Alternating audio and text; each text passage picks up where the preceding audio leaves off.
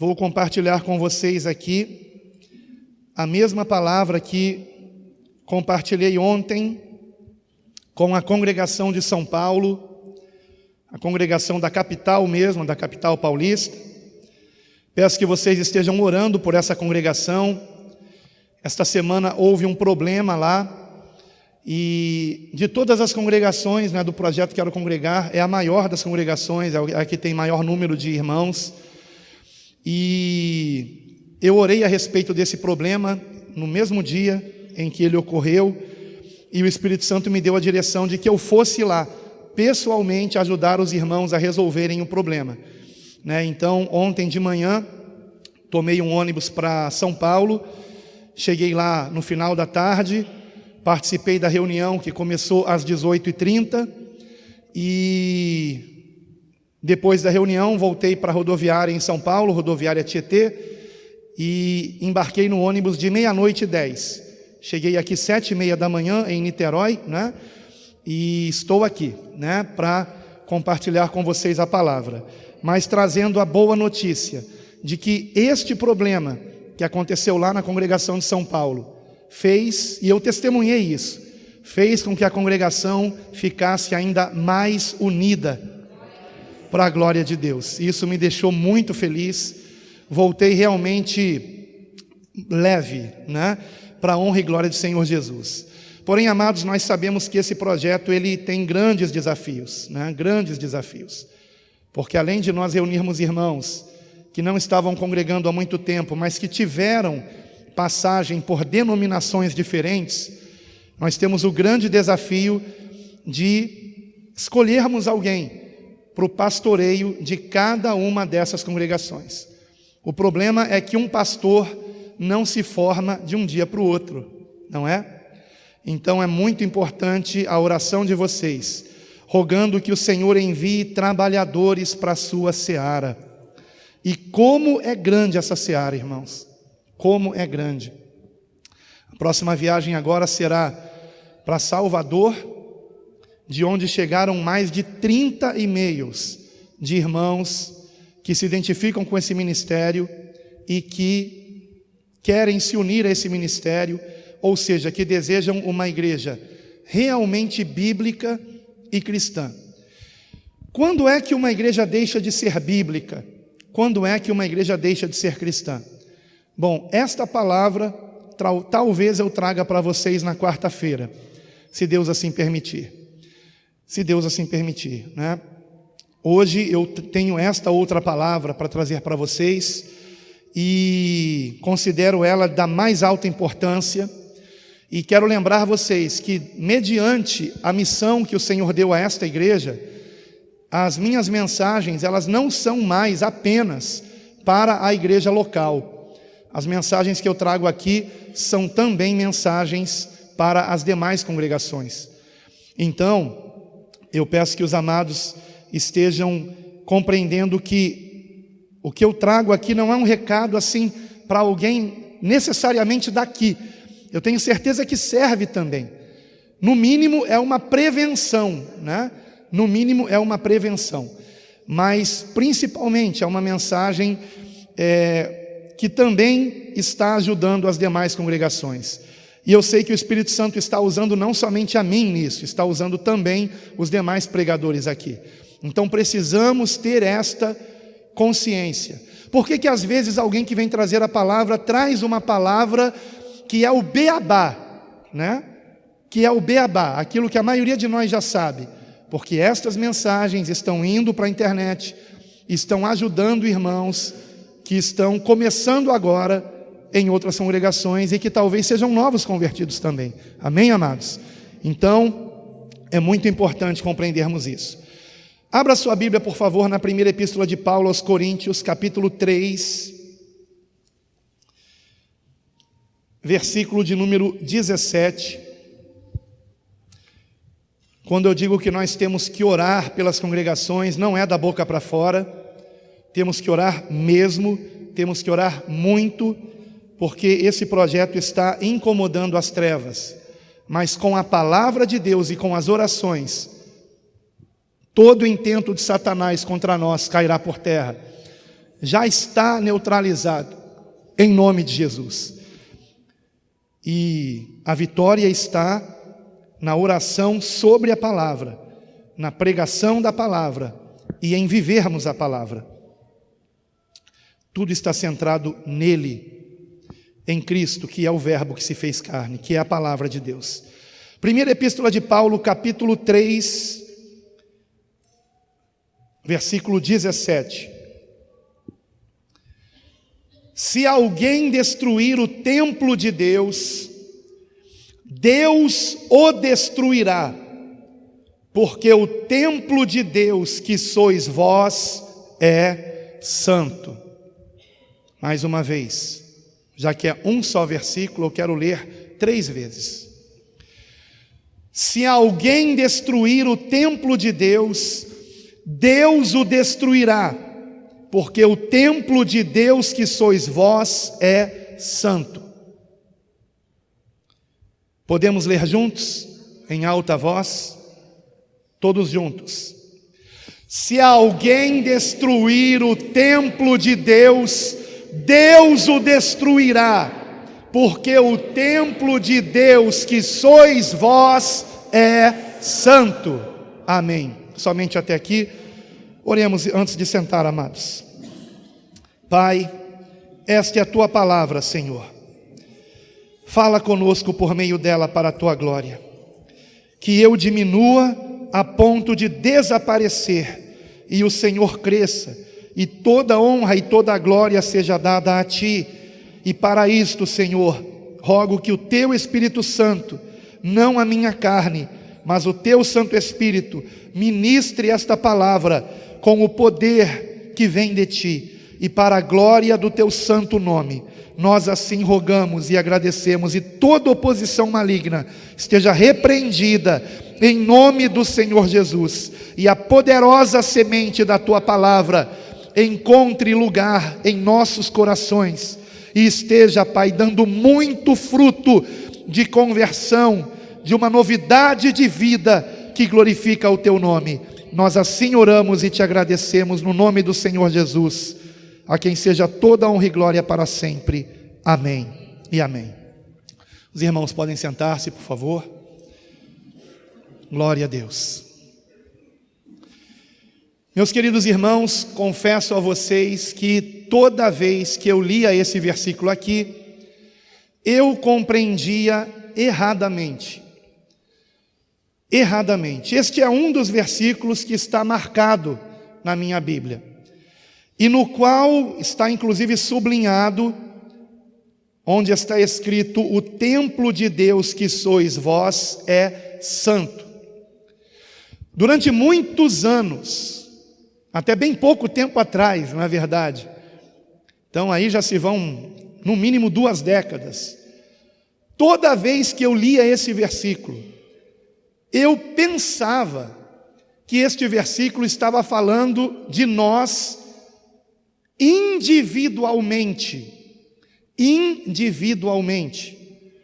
E compreendendo este versículo desta maneira, individualmente, eu chegava até a pensar que o versículo estava falando de suicídio.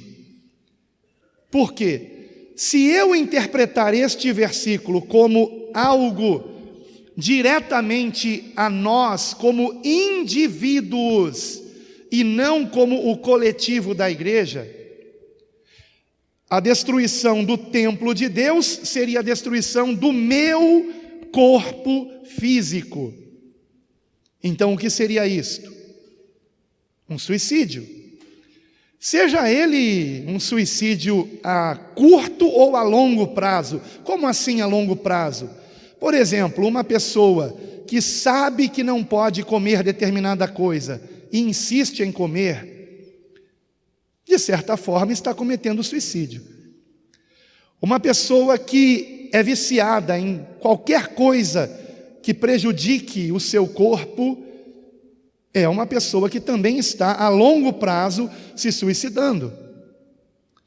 Portanto, era desta forma que eu imaginava esse versículo, e creio até que eu deva ter aconselhado algumas pessoas viciadas seja em cigarro, seja em bebida, em alguma droga ou qualquer outra coisa, eu talvez tenha usado esse versículo aqui até para esse tipo de aconselhamento.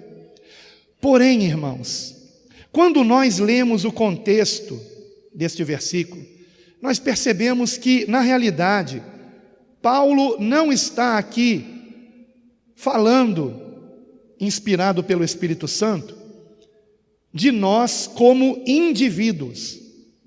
Ele está, sim, falando de nós. Tanto é que o versículo é no plural. O templo de Deus que sois vós é santo. Então nós somos o templo de Deus. Nós somos o templo de Deus. Nós quem? A igreja do Senhor. Tanto é verdade isto, amados, que quando nós pensamos em templo, nós pensamos numa edificação, não é verdade? E um templo, ele é feito de tijolos, que eram, naquele tempo não se usava o termo tijolos, eram pedras, né? E nos lembramos que um dos apóstolos de Cristo teve o seu nome trocado de Simão para Cefas, e Cefas em grego significa pedra, e como pedra é um nome feminino em português, a pedra, e Cefas era um homem, então em português nós não chamamos Cefas de pedra, chamamos Cefas de Pedro. Então o que significa o nome Pedro? Significa que nós estamos falando de uma pedra no masculino, ok? E Jesus mudou o nome de Cefas para pedra, ou melhor, de Simão para Cefas, em grego, que significa, traduzido, pedra, e que se tornou o nome em português Pedro. E por que o Senhor fez isso? Porque o Senhor chamou Pedro para pastorear as suas ovelhas. Vocês sabem disso. Sendo ele o exemplo de uma pedra lapidada pelo Senhor. Porque as pedras, antes delas serem usadas em qualquer edificação, elas precisavam ser lapidadas, para que ficassem no formato correto e pudessem assim estar no ponto adequado da edificação que se estava construindo. E é muito interessante e significativo que o próprio Pedro, ele fala a respeito desse templo de Deus, desta edificação que é a igreja. Veja comigo, mas sem sair daí de 1 Coríntios, deixa o seu dedinho aí, ou o marcador da sua Bíblia, e vamos rapidamente para a primeira epístola de Pedro, capítulo de número 2, mas eu gostaria de ler a partir do capítulo 1, versículo 22, para um melhor entendimento. Aonde Pedro escreve o seguinte: purificando as vossas almas pelo Espírito, na obediência à verdade, para o amor fraternal não fingido.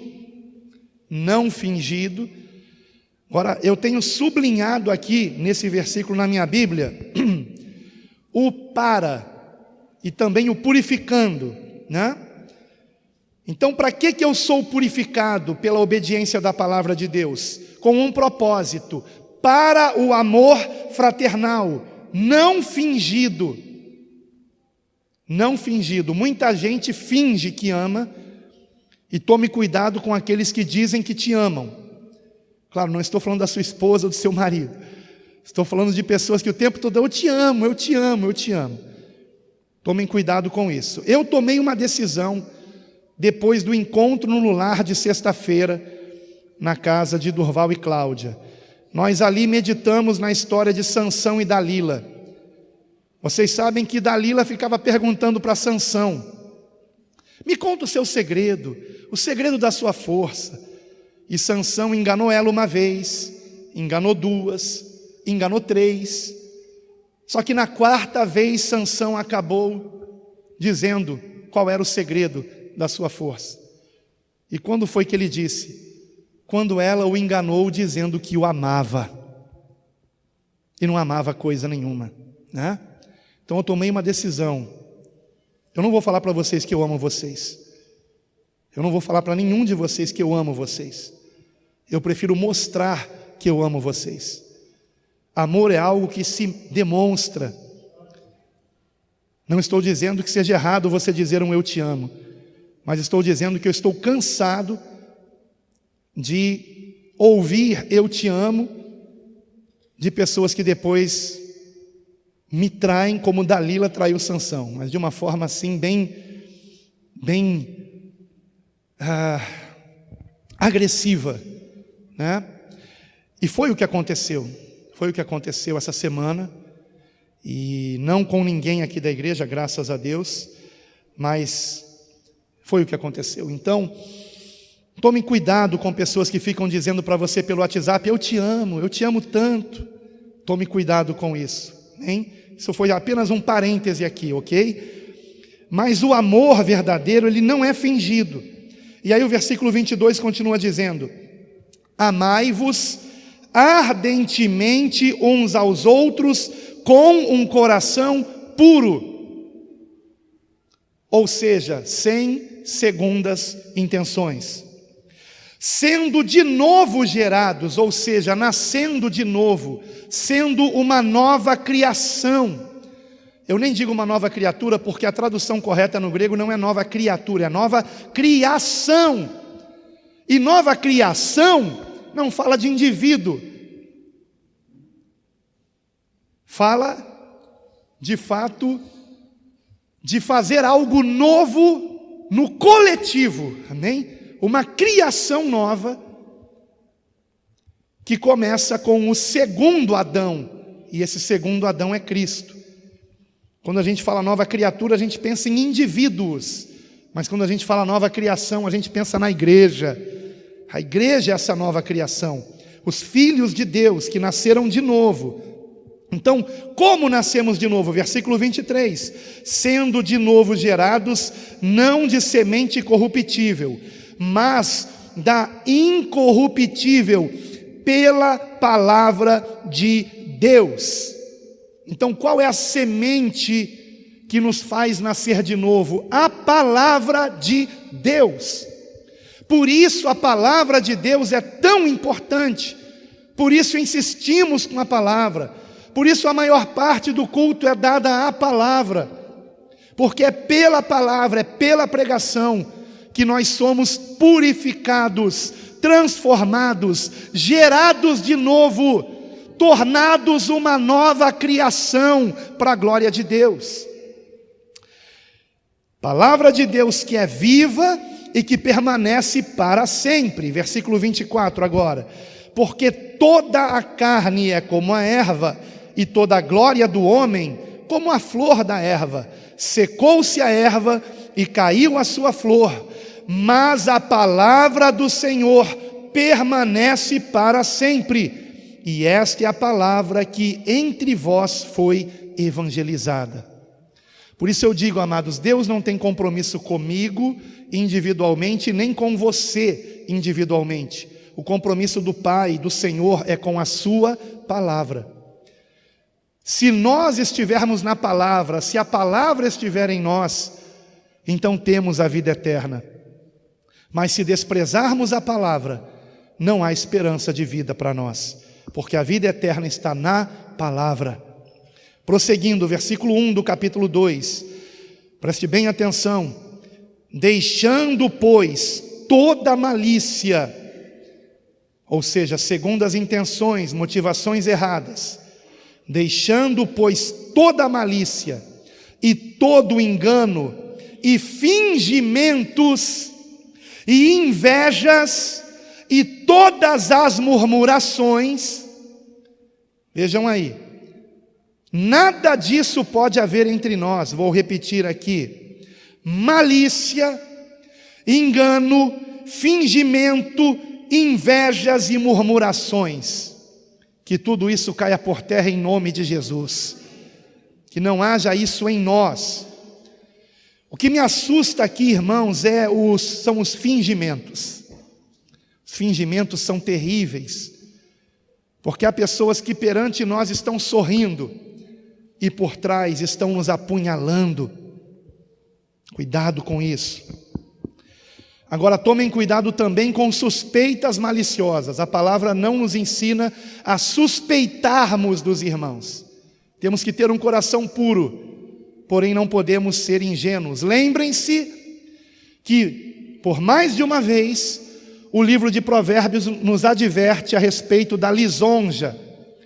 Aqueles que nos lisonjeiam estão armando um laço aos nossos pés. Então tomem cuidado com elogios que partem do nada, sabe?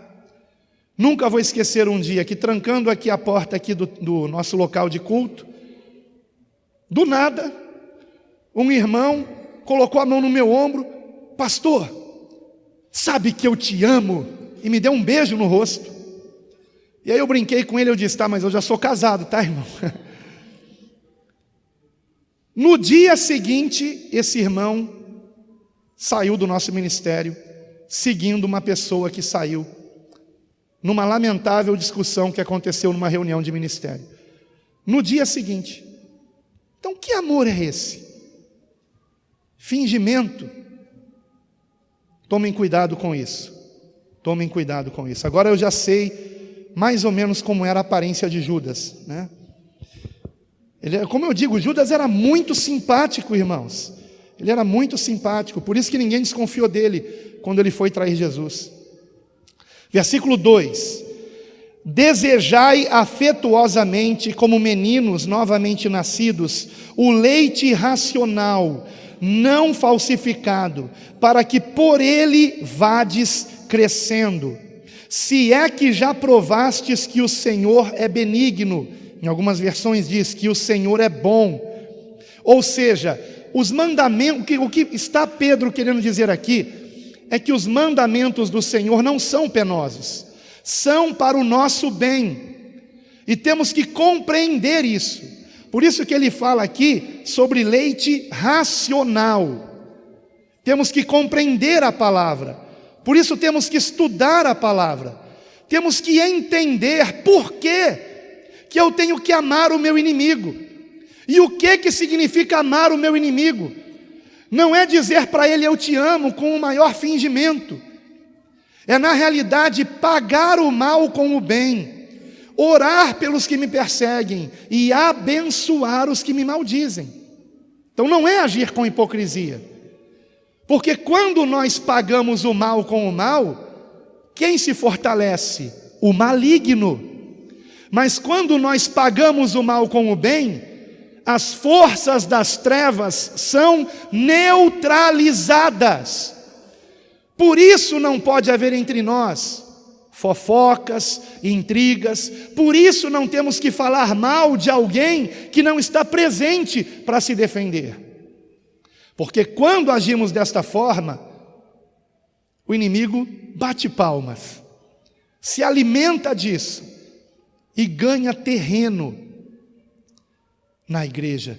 E nós não podemos permitir isso. Então cada um de nós precisamos ficar vigilantes em oração e fazermos a nossa parte.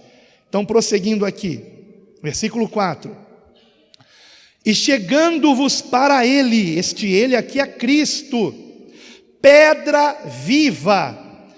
Pedra, viu aí? Pedra, chamando Cristo de pedra, por quê? Cristo é a pedra angular. Sobre esta pedra edificarei a minha igreja. Que pedra? Pedro? Não. Esta pedra é Cristo.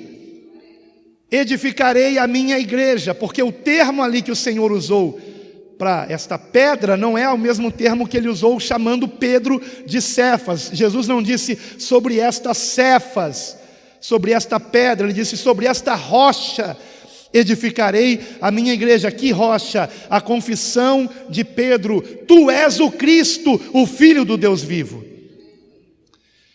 Então, sobre esta verdade de que Jesus é o Cristo, o Filho unigênito de Deus, ou seja, o Santo dos Santos, o Senhor dos Senhores, é que a igreja é edificada, o Rei dos Reis. Amém? Sobre esta verdade. Então, prosseguindo aqui, versículo 4: E chegando-vos para ele pedra viva, reprovada na verdade pelos homens, mas para com Deus, eleita e preciosa, vós também, como pedras vivas. Então, como é que a palavra de Deus, ela se revela a nosso respeito? Como cada um de nós, sendo cada um uma pedra viva nesta edificação que é a igreja, que é o templo do Deus vivo. Aleluia. Prosseguindo, versículo 5, vou iniciar de novo. Vós também, como pedras vivas, sois edificados casa espiritual e sacerdócio santo, para oferecer sacrifícios espirituais agradáveis a Deus por Jesus Cristo. Por isso também na Escritura se contém: eis que ponho em Sião a pedra principal da esquina, eleita e preciosa, e quem nela crer não será confundido. Não será confundido. Aos olhos de Deus, usando esta ilustração aqui, porque existem outras ilustrações para a igreja também, como a igreja sendo, por exemplo, o corpo de Cristo, como a igreja, por exemplo, sendo a videira e nós os ramos, que tem que dar frutos. Mas nesta ilustração aqui, aos olhos de Deus, a igreja é um templo espiritual, constituído de pedras vivas, e cada um de nós somos uma pedra viva. Agora, você é uma pedra que tem se permitido ser lapidada pelo Senhor, ou você não está permitindo que a palavra de Deus transforme você? Você não quer saber de palavra, você quer saber de visões, você quer saber de sonhos, de revelações, sem passar isto pelo crivo da palavra? Tome cuidado com isso. Eu acredito que Deus ainda fala através de visões, de sonhos, de revelação, profecia. Porém, a palavra nos ensina claramente que toda profecia tem que ser julgada. Julgada segundo a palavra de Deus, não o profeta. Não temos que julgar uns aos outros, mas a profecia, o que ele proferiu, dizendo que é em nome do Senhor. Deus me disse, Deus me mostrou, ok, mas está na palavra? Ou está indo além da palavra? Ou está contrariando a palavra? A salvação é pela graça por meio da fé, não por regras impostas por homens. E sabemos que a graça de Deus, ela nos ensina, ela nos transforma, ela nos constrange a obedecermos a Deus, sim, mas por amor, não por imposição de alguém. Então tomem cuidado, porque muitos tentam nos dominar, dizendo que tiveram um sonho conosco, uma visão conosco, uma revelação conosco. Só que a verdadeira profecia, ela edifica, ela exorta. A verdadeira profecia consola, não traz medo, não aprisiona, não oprime, antes pelo contrário, nos liberta, aleluia, de todo jugo humano, carnal, diabólico. Então, amados, como é importante nós compreendermos isso. Somos pedras vivas de uma edificação espiritual. Então, por isso que no projeto Quero Congregar, o que menos importa é o local onde os irmãos se reúnem. E o que mais importa é cada um compreender que unidos, eles são o templo do Senhor. Agora, somos pedras que desejam ser lapidadas, porque vejam o que acontece quando uma pedra não quer ser lapidada. Versículo 7, prossiga comigo. Ainda no capítulo 2, 1 Pedro 2,7. E assim, para vós, os que credes, é preciosa, mas para os rebeldes, a pedra que os edificadores reprovados, essa foi a principal da esquina, e uma pedra de tropeço, e rocha de escândalo, para aqueles que tropeçam na palavra.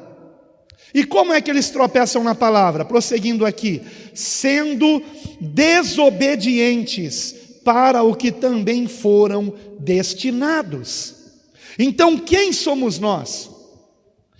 Pedras lapidadas pelo Senhor para constituirmos o templo de Deus? Ou pedras que resistem à palavra, que não querem estudar a palavra, que só querem saber de revelação, de visão, de sonho, desprezando a palavra de Deus, que é viva e permanece para sempre. Então, quem é você? Uma pedra que permite ser lapidada pelo Senhor? Ou uma pedra rebelde, que ao invés de ser uma pedra útil para o templo de Deus, por mais que seja uma pessoa simpática, ativa, se torna uma pedra de tropeço na obra do Senhor? Porque é isso que diz aqui a palavra, pedra de tropeço. Que nenhum de nós sejamos uma pedra de tropeço, mas antes que sejamos o que diz o versículo 9: mas vós sois a geração eleita, o sacerdócio real, a nação santa, o povo adquirido, para que anuncieis as virtudes daquele que vos chamou das trevas para a sua maravilhosa luz. Aleluia! Estes somos nós. Esta é a igreja do Senhor. Uma geração eleita, um sacerdócio real, uma nação santa, um povo adquirido por um alto preço, que é o sangue de Jesus vertido na cruz do Calvário, que nos comprou para Deus, nos adotando, nos permitindo que chamemos a Deus de Pai. Aleluia! Somos a família de Deus. E com qual objetivo? Para que anuncieis o quê? Que o anticristo vai aparecer? Anunciar quais são os planos da nova ordem mundial? Eu creio que nós não temos que ser ignorantes a respeito destas coisas, irmãos. Porém, este não é o objetivo da igreja. O objetivo da igreja é que nós anunciemos as virtudes, ou seja, os poderes daquele que nos chamou das trevas para a sua maravilhosa luz. E de quem a palavra está falando? Do nosso único Senhor e Salvador, Jesus Cristo. Esta é a missão da igreja, proclamar a Cristo, proclamar a Jesus para a glória de Deus. Aleluia! Glória a Deus! Glória a Deus! Graças a Deus, graças a Deus. Então, voltando lá para 1 Coríntios 3, eu quero deixar uma advertência para a igreja do Senhor. Não somente para esta congregação, mas para todas as congregações que têm se unido a este ministério, pelo projeto Quero Congregar. 1 Coríntios 3, 17, agora você vai entender corretamente a gravidade do que está sendo dito aqui.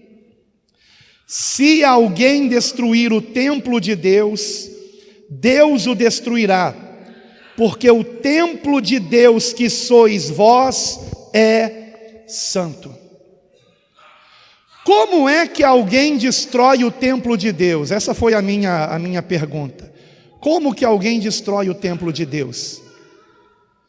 A resposta está no termo grego traduzido como destruir. Este termo ele só aparece aqui na palavra, desta forma como foi escrita aqui, 3 vezes apenas.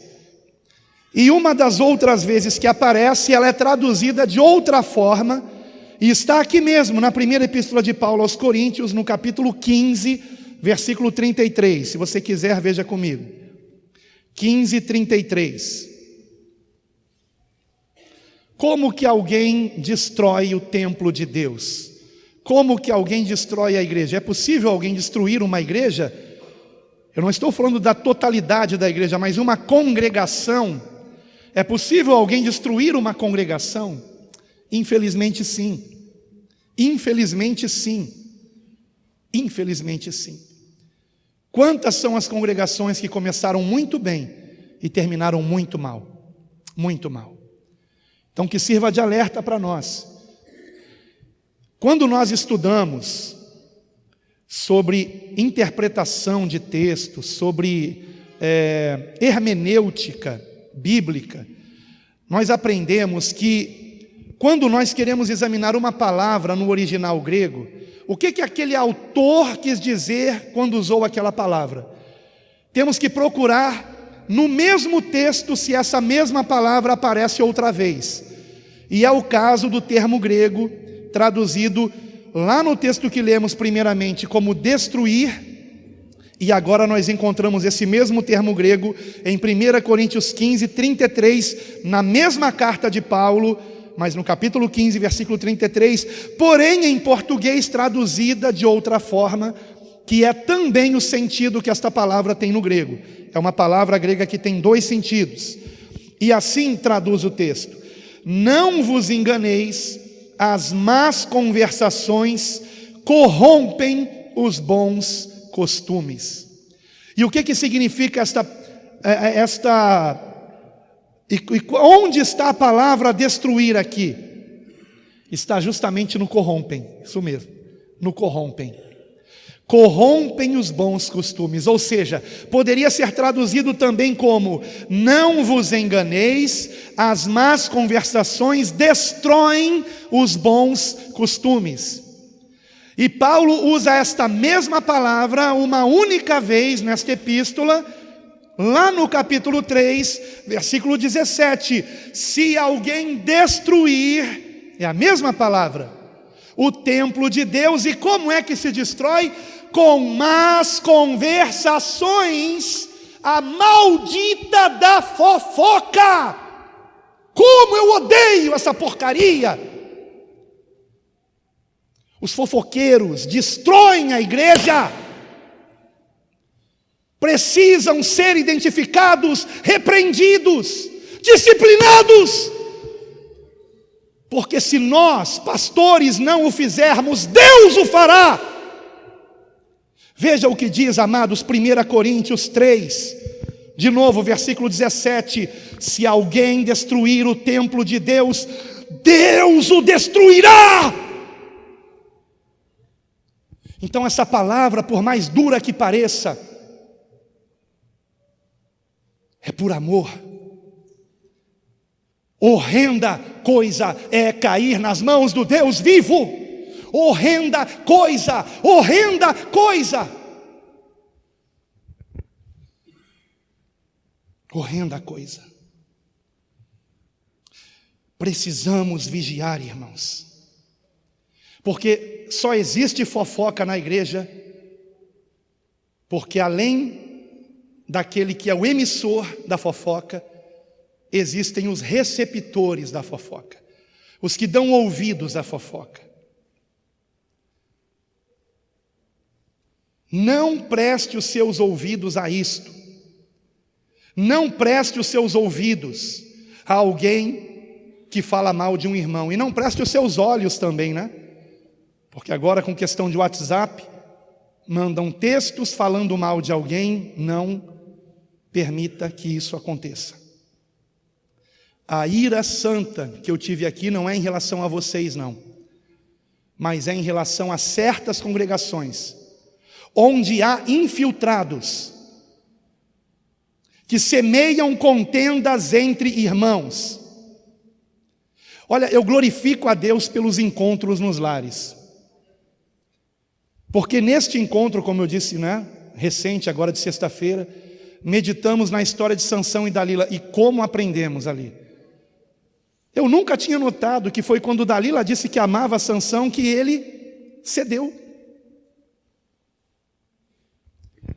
E na semana anterior, a meditação foi em Provérbios capítulo 6. Veja comigo, por favor.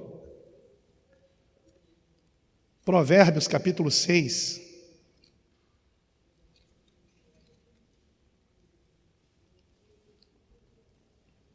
Versículo 16 em diante.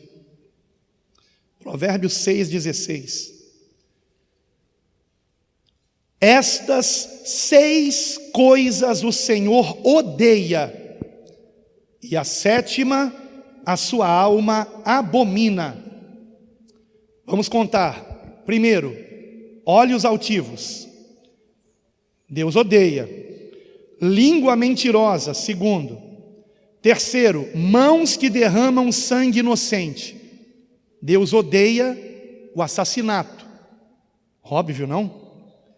Quarto, o coração que maquina pensamentos perversos, Deus odeia. Quinto, pés que se apressam a correr para o mal. Sexta coisa que Deus odeia, a testemunha falsa que profere mentiras. Agora, a 7ª, Deus, mais do que odeia, Ele detesta mais do que um assassino.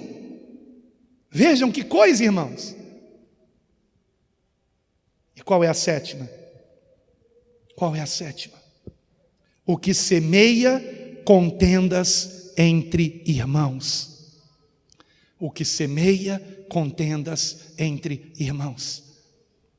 Deus não somente odeia, Deus abomina. Abomina. Será que uma pessoa que faz isso será feliz? Não, não são felizes. Não são. Não são felizes.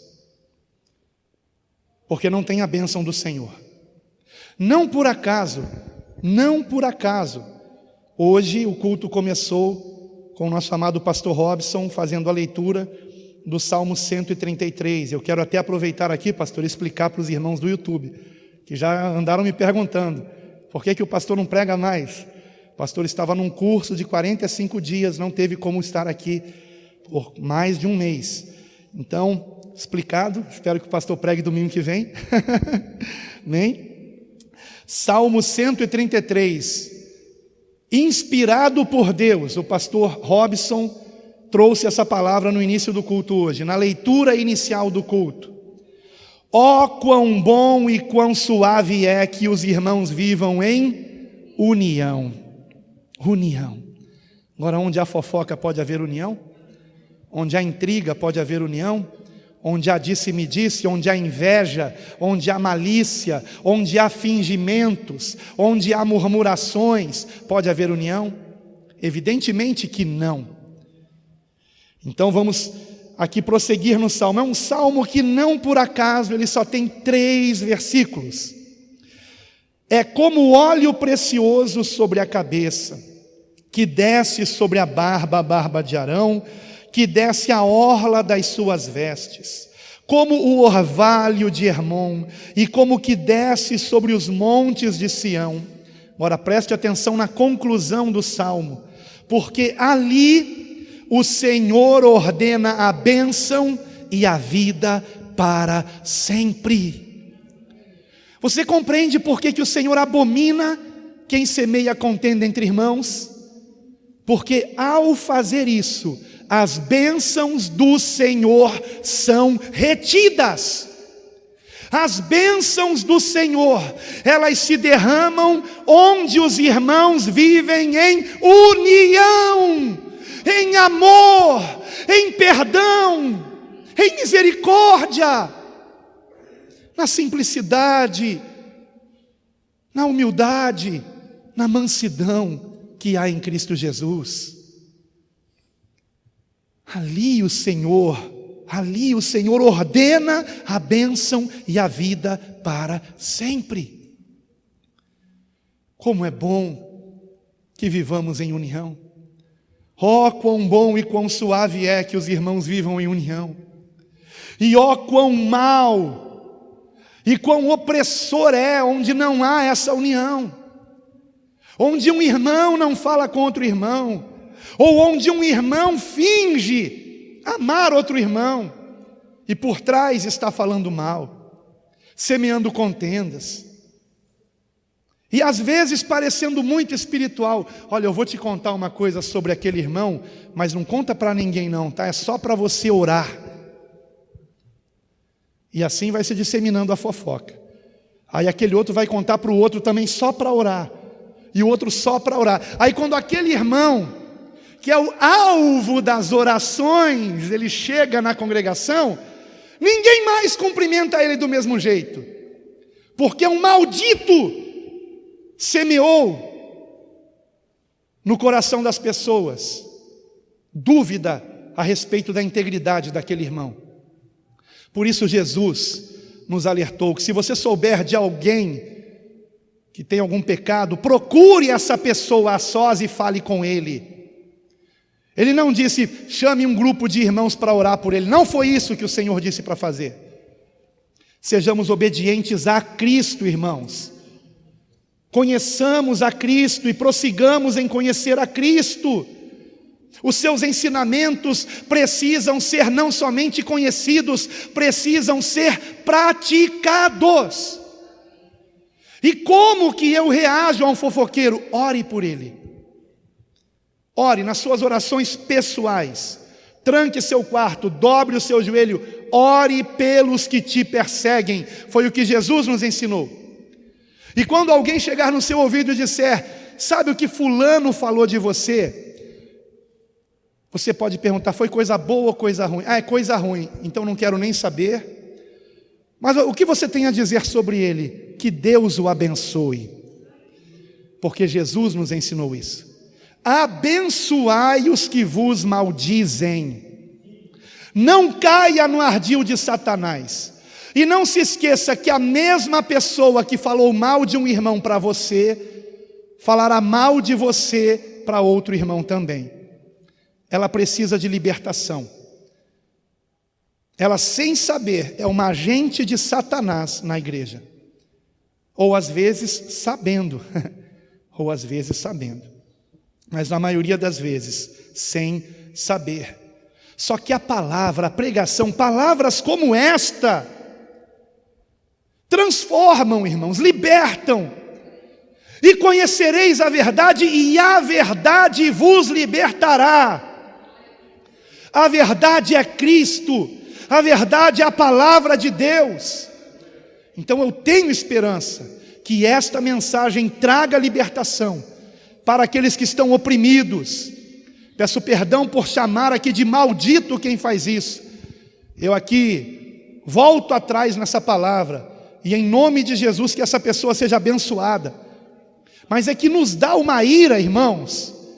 Qual é a intenção dessa pessoa? Se não destruir o corpo de Cristo. Agora, por quê que eu trago essa palavra baseada em 1 Coríntios 3:17? Por causa da advertência. Se alguém destruir o templo de Deus, Deus o destruirá. Esta pessoa irá para o inferno. Esta pessoa, esta alma perecerá. Então não podemos aceitar isso no nosso meio. Por mais que tal pessoa seja simpática, seja ativa. Lembre-se de Judas. Judas era tudo isso. Por isso que ele era o tesoureiro. Ele era competente. Porém era um fofoqueiro. Era um intrigueiro. E foi quando Jesus o repreendeu em público. Quando houve aquele derramar do perfume nos pés do Senhor Jesus, por aquela mulher que secou com seus cabelos. Foi Judas que disse primeiro e motivou os outros apóstolos a dizerem a mesma coisa, por que esse desperdício? Não teria sido melhor vender esse perfume e dar o dinheiro para os pobres? Mas a palavra nos diz que ele não se importava com os pobres, é que sendo tesoureiro, ele roubava o dinheiro que havia na sacola de coleta. Então o Senhor Jesus o repreende na frente de todos ali. Não moleste essa mulher, o que ela fez é para minha sepultura, e o que ela fez será lembrado onde quer que este evangelho seja pregado. Hoje estamos lembrando daquela mulher, do ato que ela fez. E foi depois disso, imediatamente depois, que Judas sai para trair o Senhor. Quando você lê em paralelo os evangelhos, você descobre isso. Foi logo depois disso. Judas, ele se sentiu envergonhado, humilhado, ferido no seu orgulho. Essa semana eu estive lá no trabalho do pastor Marconi e eu disse a ele, a gente estava conversando sobre a palavra de Deus, e ele foi a primeira ou a segunda, na primeira pessoa foi minha esposa. A segunda pessoa que eu compartilhei uma revelação, se é que eu posso chamar assim. Eu disse, pastor Marconi, eu descobri o nome do velho homem. Como assim, meu pastor? Daquele jeito. O velho homem tem nome? Eu disse, tem. E eu descobri o nome do velho homem. Qual é, pastor? Conta para mim. Orgulho. Esse é o nome do velho homem. Orgulho. Esse é o nome do velho homem. Porque Judas traiu Jesus? Porque o seu orgulho não permitiu que ele fosse corrigido. Jesus também corrigiu Pedro, amados, publicamente, chamando-o até de Satanás. Adversário é a tradução de Satanás do grego para o português. Mas Pedro não saiu para trair Jesus. Porém, talvez tenha quase feito isso, porque o próprio Jesus disse, roguei por ti, porque Satanás queria te peneirar como trigo, mas eu roguei por ti, para que não desfaleças, e quando te converteres, fortalece teus irmãos. E Pedro ainda era orgulhoso, porque na última ceia, ele disse, ainda que todos te abandonem, eu jamais te abandonarei. Eu jamais te abandonarei. Eu preguei sobre isso aqui, né? O perigo da presunção. E Pedro era presunçoso. A presunção é uma das características do orgulho. Uma das características do velho homem. Nós não sabemos do nosso amanhã, eu só sei do meu agora. Eu sei que agora, se o Senhor me levar, eu estou em Cristo, eu tenho certeza da minha salvação agora. Mas eu não posso falar do meu amanhã. Eu tenho que viver um dia de cada vez. Agora, o que é o amanhã? O que é o futuro? Senão o agora que dura para sempre. Só existe o agora, irmãos. Só existe o agora. E eu pergunto a você, qual é a sua decisão agora? Se arrepender dos seus pecados, ou fingir que esta palavra não tem nada a ver com você? Qual a sua decisão agora? Permitir que a palavra de Deus venha lapidar você, para que você seja uma pedra preparada para ser colocada no lugar certo, no templo de Deus, ou você ainda sendo uma pedra bruta, quer ser encaixado em algum lugar? Não é assim.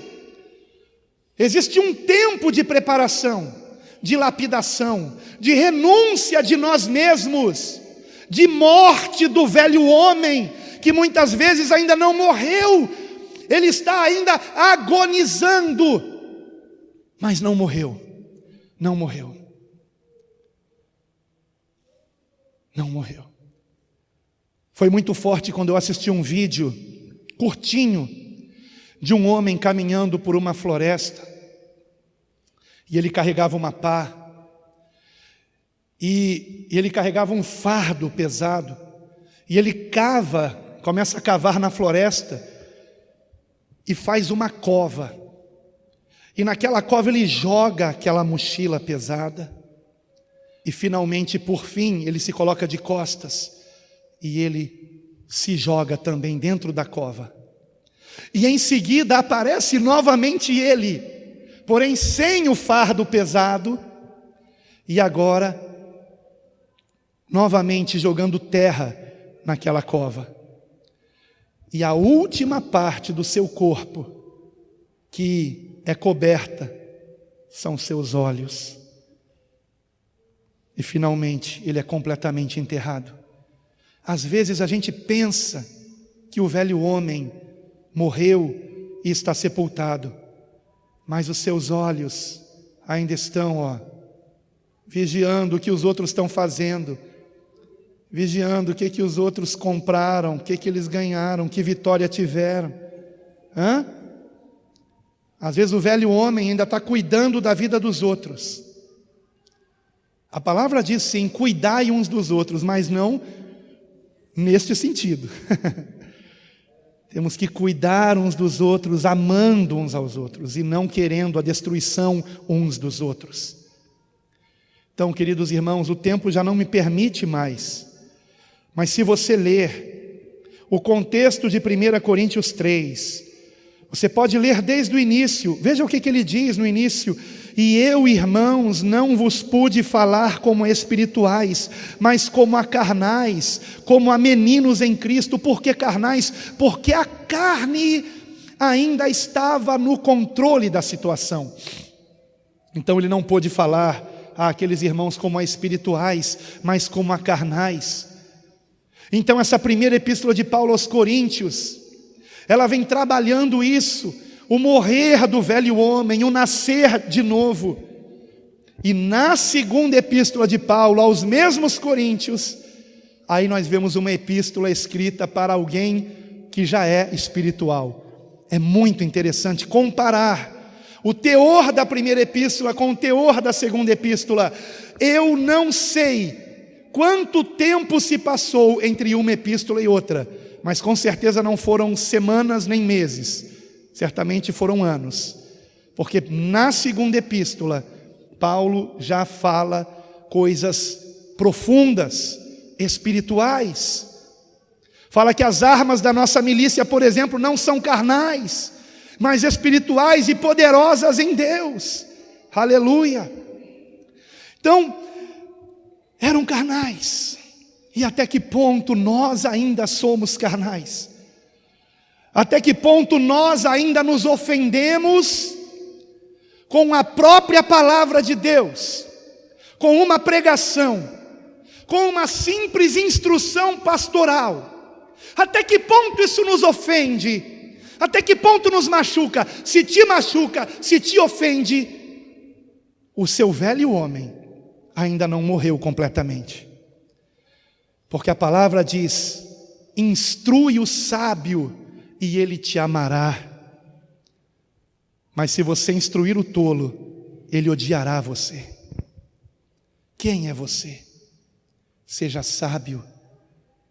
Seja sábio, tenha a mente de Cristo. Salomão não foi o homem mais sábio que passou pela terra, até os seus dias foi, mas acima dele está Cristo. E a palavra nos diz, não diz tenha a mente de Salomão, diz tenha a mente de Cristo. Que nós, igreja do Senhor, estando nele em Cristo, sejamos guiados por Ele, porque dele, por Ele e para Ele são todas as coisas. Glória, pois, não a mim, não a você, mas a Ele eternamente. Amém. Louvado e engrandecido seja o Senhor. Aleluia! Glórias a Ti, Senhor. Glórias a Ti. Glórias a Ti. Eu quero convidar você a orar comigo, se arrependendo de seus pecados, como eu também quero me arrepender dos meus. Oremos, irmão.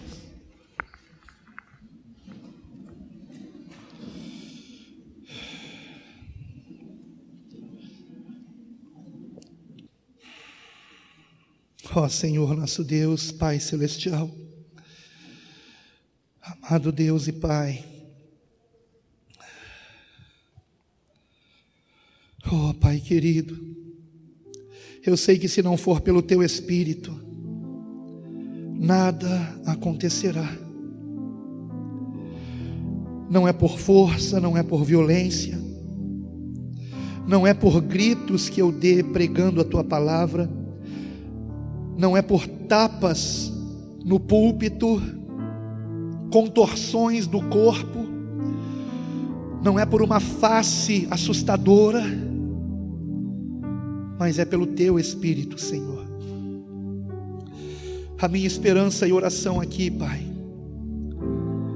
é que o Teu Espírito, Senhor, venha trabalhar em nós, Pai, pela Tua palavra, que para a Tua glória, Senhor, o Teu Santo Espírito venha falar a cada coração, e cada um de nós venhamos compreender, Pai, que quando falamos mal de um irmão, estamos nos colocando na posição de juízes, e a Tua palavra diz: um só é juiz, que é o Senhor nosso Deus. E a palavra acrescenta: tu, porém, quem és que julgas a teu irmão? Ajuda-nos, ó Senhor, a usarmos de misericórdia, Pai, a perdoar aqueles que nos ofendem, mas perdoar mesmo, não é dizer que perdoamos e tratarmos com frieza, com indiferença. Ó Senhor, ajuda-nos, Pai, a orarmos pelos que nos perseguem, não para que morram, não para que saiam da igreja, mas para que se arrependam e se convertam e venham experimentar a Tua paz.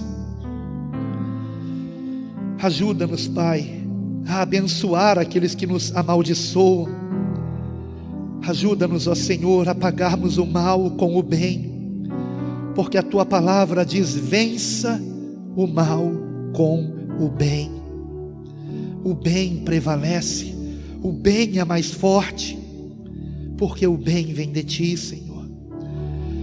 O Senhor é bom, o Senhor nos ama, e Te agradecemos, ó Senhor, pelo alto preço que foi pago, e que não nos esqueçamos que o sangue de Cristo foi vertido na cruz, para que nele sejamos um, sendo servos uns dos outros, membros do mesmo corpo, para a Tua glória, Pai.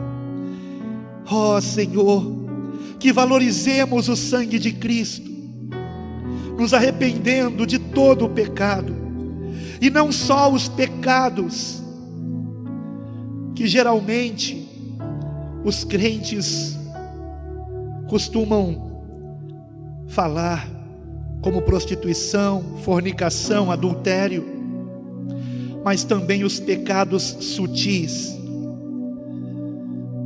da maledicência, do fingimento, da intriga, da inveja, da ganância, da vaidade. Ó Senhor, sejamos libertos, Pai, para a Tua glória. Perdoa-nos, ó Senhor, e ajuda-nos, Pai, neste princípio que a Tua palavra nos ensina, a considerarmos o nosso irmão superior a nós mesmos. Ajuda-nos a vivermos o princípio chamado regra de ouro que Cristo nos ensinou, a tratarmos o nosso semelhante como gostaríamos de ser tratados, ó Pai. Fazermos pelo próximo aquilo que gostaríamos que fizessem por nós. Ajuda-nos, ó Pai, a nos colocarmos no lugar do nosso irmão, e ao invés de julgá-lo e condená-lo, que venhamos orar por ele e ajudá-lo a se levantar para a Tua glória, Pai, no nome de Jesus. Ó Pai, ajuda-nos, Pai, a viver Cristo, o Seu amor, a sermos como Ele, mansos e humildes de coração, para que venhamos ter a Tua paz, Ó Senhor, assim nós rogamos a Ti. Trabalhe em nós, Pai. Mantenha-nos unidos em Cristo para a Tua glória. E onde houve ofensa, que haja perdão para a Tua glória, Senhor. Que haja perdão, que haja reconciliação. Em nome do Senhor Jesus oramos. Amém.